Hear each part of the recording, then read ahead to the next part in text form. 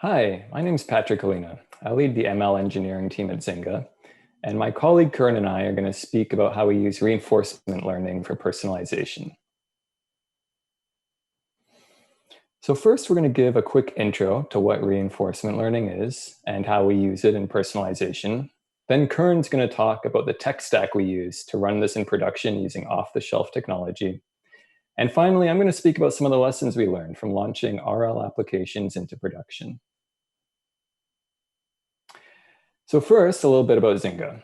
We're one of the world's largest mobile game developers. We have over 60 million monthly active users, and I invite everyone to try out some of our hit games after the summit. Designing games is a difficult art. There's a lot of decisions to be made, and these decisions completely shape the user experience. So how hard should we make this boss? What level should we show next? What type of game mode should we recommend? These are all tough to know. Not only that, but we'd like to personalize our games so that each of our 60 million users get the best experience possible. So let me formalize what I mean by personalization. So essentially, given a user's state, we want to select an action in the game that'll maximize a long-term reward. So in our case, the state we use is information about the user. How long have they played our game for? What level are they at? How many times did the last boss beat them? The action we pick controls the game. So the difficulty of the next level is an example. And the reward that we try to maximize is typically engagement, so that we know that our players are getting the most out of our games. One of the methodologies we've used historically with a lot of success is rules-based segmentation. So this is where our game PM will create rules to split our population up into different segments. And it ends up looking a bit like this decision tree you see on the slide. With each segment, we assign a behavior for the game. Then we do A/B testing to measure whether these segmentation strategies are affecting our KPIs and what type of strategies work best. We've had success with this, but there's some challenges too. It's a lot of manual work to create these segments and then assign the behaviors for them. And it takes a lot of trial and error. Not only that, but once you go through all this effort, eventually our audiences get more mature, the game features change, and now you have to repeat the whole process to make sure that your segments are up to date. You're also limited in terms of how much personalization you can do. There's a limited amount of data that you can create these segments on, and you can only really end up with a handful of different options for our players. So it's not really personal. A more advanced methodology is to use prediction models. So for each of your available behaviors or actions, you can predict what the effect on this user will be if we apply it to them. However, this has its own set of challenges. For one, you have to train a lot of models, and training these models requires a lot of data. That means randomly assigning users to these various behaviors and then waiting long enough to measure the long-term results. And that can lead to less than optimal user experiences in the meantime while you're gathering this data. You're also limited to controlling simple outputs.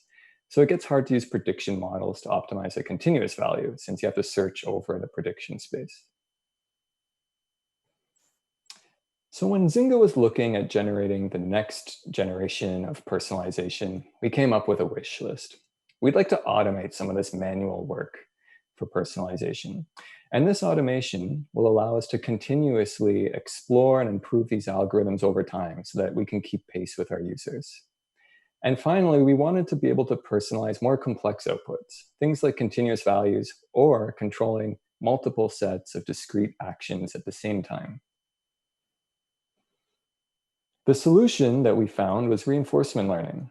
And this is a branch of machine learning, just like supervised learning and unsupervised learning. It's basically used for making sequences of decisions. I'm going to give a quick introduction. In reinforcement learning, you train an agent, which looks at the state of the world and selects an action that maximizes some type of long-term reward. It takes the feedback in terms of that reward and then improves its policy so that it makes better decisions in the future. So it's a perfect fit for personalization, and it automatically learns from past experiences and explores new options while balancing exploration with what it's learned in the past. You've probably heard about some of the successes with reinforcement learning.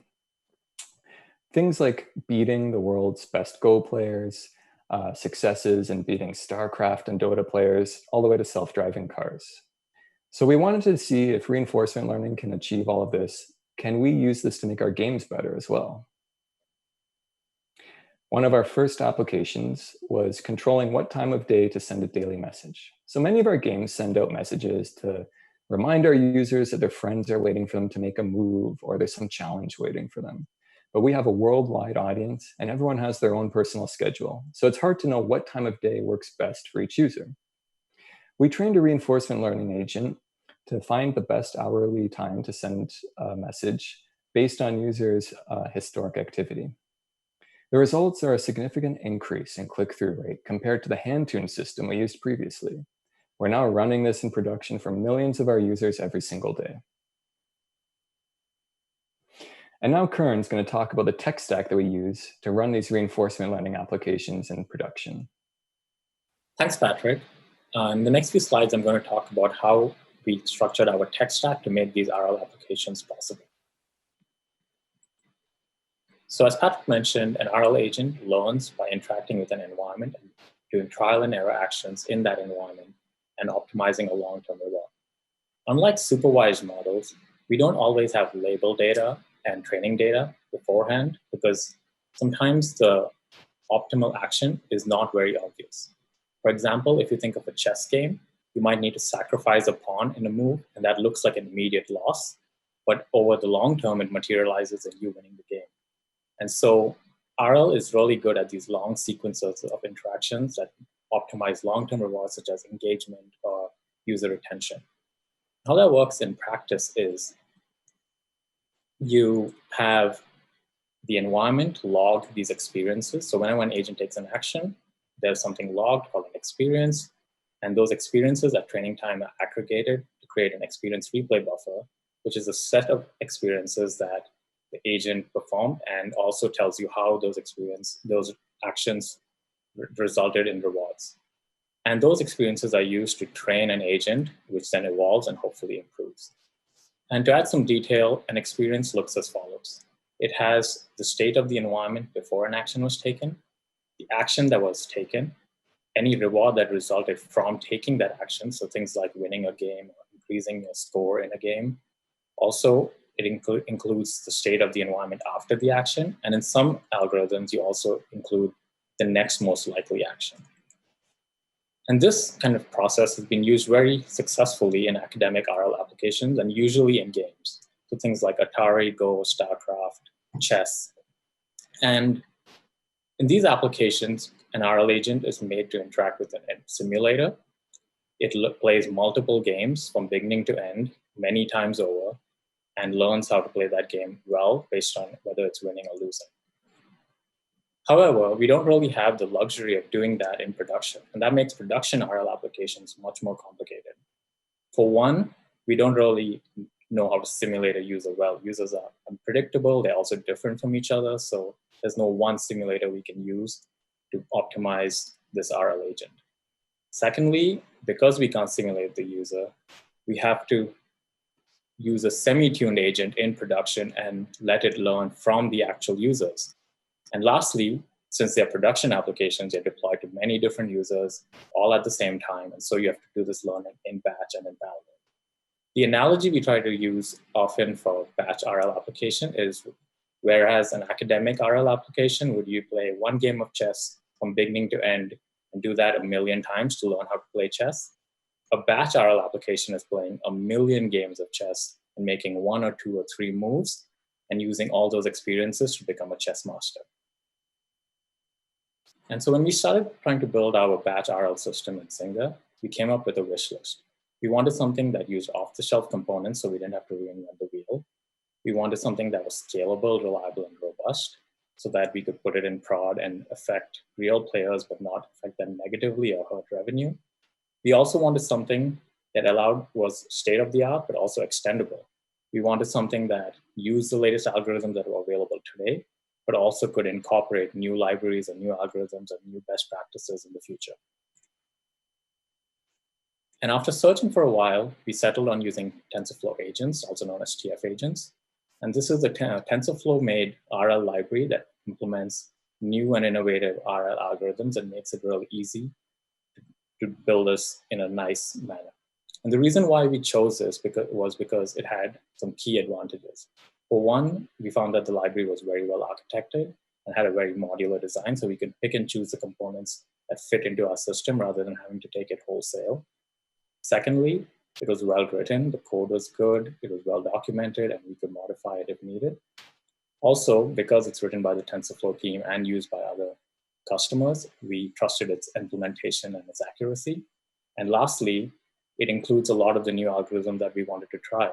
So things like DQN, PPO, TD3, Rainbow, and most of the ones we needed were already in the library. And they keep adding new ones as a result. So we are pretty confident we could be close to the bleeding edge. However, picking an RL library doesn't solve all your issues. That solves the RL algorithm part of it, but you still have a lot of messy production challenges that you have to deal with. Things like orchestrating, saving trajectories and models and kind of persisting them between days, and converting log data that is really messy and stored in different places into TensorFlow trajectories that you can use for training. And how do you do all of this at scale is also a challenge. And finally, we want to do all of this in a way that's robust, but also that is repeatable and friendly for our data scientists so that they can use it and focus only on the RL and the model and not on the orchestration challenges and the productionization challenges. And we looked for a lot of off-the-shelf systems and we couldn't find any, so we built RL Bakery. RL Bakery is Zynga's open source library to help you build batch RL applications in production and at scale. I've included a GitHub link in the bottom of the slide. I hope you guys go check it out, download it, use it in your applications, and provide feedback and also contribute. In the next couple of slides, I'm going to talk a little bit more about what an RL Bakery application looks like. Firstly, RL Bakery is a wrapper around RL algorithm library. It's not a replacement for them. It's written in Python. It uses Spark and TensorFlow extensively to do training and model related things, and also uses Spark to fetch data, process it in a distributed manner and in a scalable way to create the trajectories needed by an RL application. So an RL Bakery application has three components: the application layer, the library layer, and then the core RL model system. And the outermost layer is the RL application.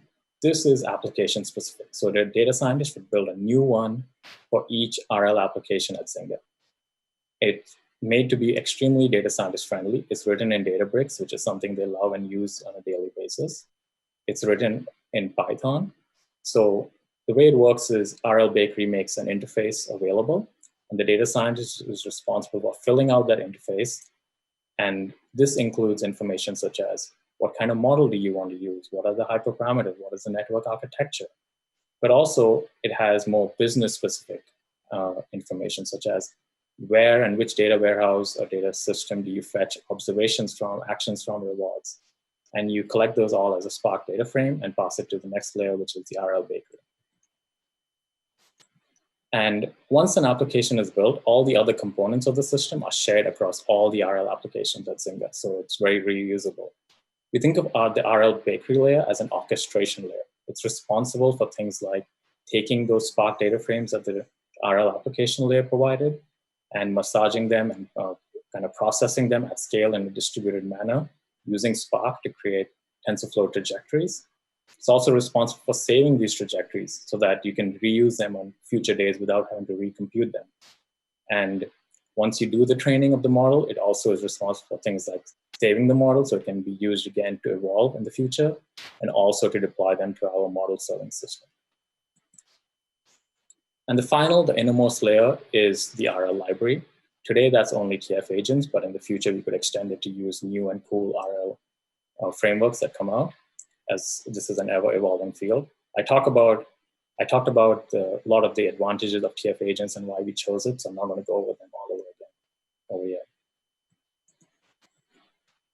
And finally, like I said, RL Bakery deploys the system to our live real-time model serving system. And at Zynga, we call this Zynga personalize. If you look at it, it's very similar to a lot of the ML model serving systems that you're used to. That's because serving an RL model at inference time looks very similar to serving a supervised model at inference time. For example, a DQN network, to serve it is a forward pass through a neural network, which is very similar to a traditional deep neural network. So the system can be shared with your other ML serving systems and includes the same common features you would expect. Things like feature hydration to add features, pre-processing like normalization, model inference that we do using SageMaker because that abstracts away kind of the complexities of different frameworks for us, post-processing, and finally, Zynga personalize that's relevant for RL is that it also logs all this experience information for each request. And so this is a high-level slide that kind of brings everything together. On the left is the model serving component that I just talked about.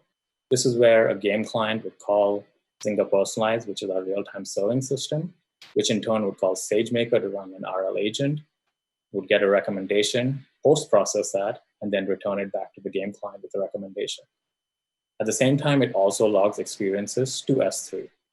And then at a regular cadence, maybe once a day or once a week, there'll be the training phase, which is the right-hand side of the slide. And this is an RL bakery application that runs in a Databricks notebook on a Databricks cluster. It uses Spark to take these experiences that were logged to S3, process them in a distributed manner, and create an experience replay buffer that is then used to train an agent. And all of this is coordinated by RL Bakery. And finally, if the agent looks good, we deploy it to SageMaker, where it'll serve new recommendations and hopefully better recommendations and better personalization to our game teams, to our game players. And then the cycle continues. And with that, I'm going to hand back control to Patrick, who is going to tell you a little bit more about how we face challenges designing RL applications in the real world and how to overcome them. Thank you, Karan. So we have some experience now launching a few RL applications in production, and we've learned a few lessons I'm going to share with you now.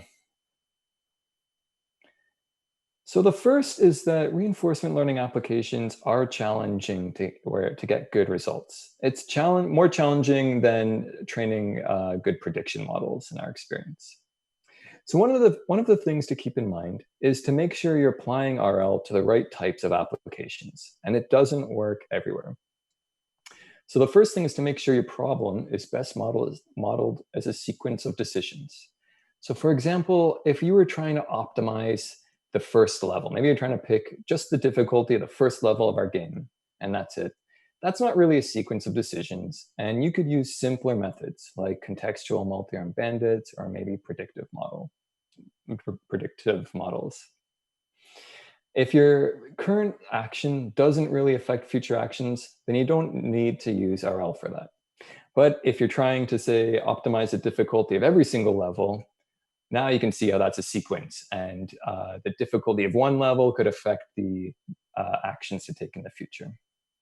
Something else to consider is whether your reward is really learnable. And there's two parts to this. One is that you have to make sure the action you're taking or the way you're changing your application actually affects that KPI. And sometimes these can be kind of disconnected. Maybe you're personalizing some small aspect of an application, but you're looking for results in terms of really high-level KPIs.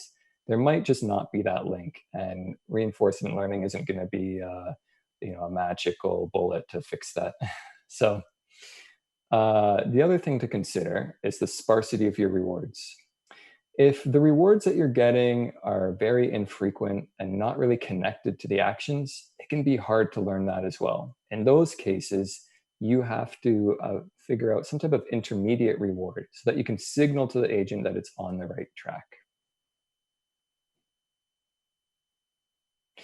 The next step in designing an RL application is choosing your states.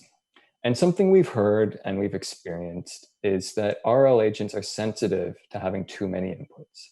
So you don't want to just throw the kitchen sink at these agents and expect it to learn. It's best to start with a very simple state space. And we're also starting to incorporate auto-encoding to compress our state space even further.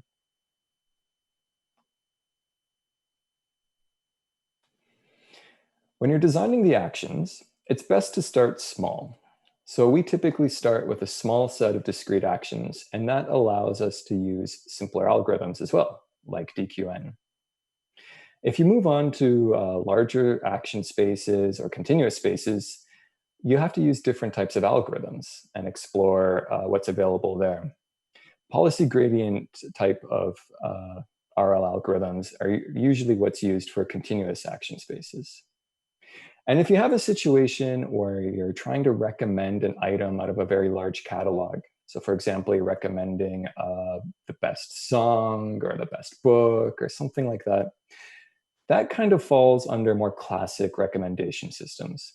And some of the cutting edge techniques do use reinforcement learning as part of that, but that's not really the types of situations we're talking about applying reinforcement learning to. You also have to pick your reinforcement learning algorithm. Curran mentioned how we use TF agents for our implementation. There's a lot of new algorithms that are coming out, and there's a hot new algorithm that seems like every half year. They get benchmarked against each other on common testing frameworks. But it's hard to tell which algorithms work best in your production problem. So it's good to be able to test them out. It's an active area of research. And for us, we don't research these algorithms, we use what's available. It can also be difficult to implement these algorithms because subtle changes in implementation can lead to drastically different results from what you see in the papers. So that's why we use off-the-shelf libraries like TF agents. So I've gone over some of the design choices you have to make in your RL application. At the heart of deep reinforcement learning applications, there's also a deep learning model as well. And anyone who has worked with these knows that there's a lot of hyperparameters around there.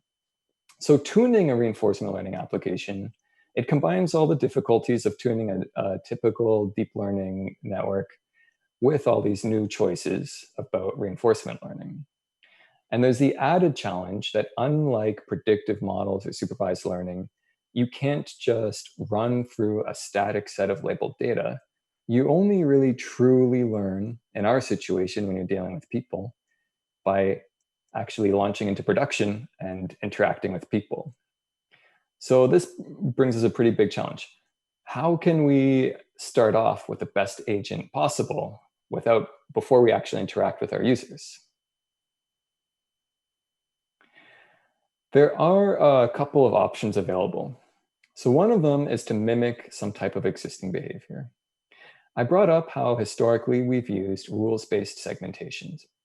So if we're applying reinforcement learning to an application that already has some type of personalization strategy available, you can start off by training the agent to mimic the existing behavior.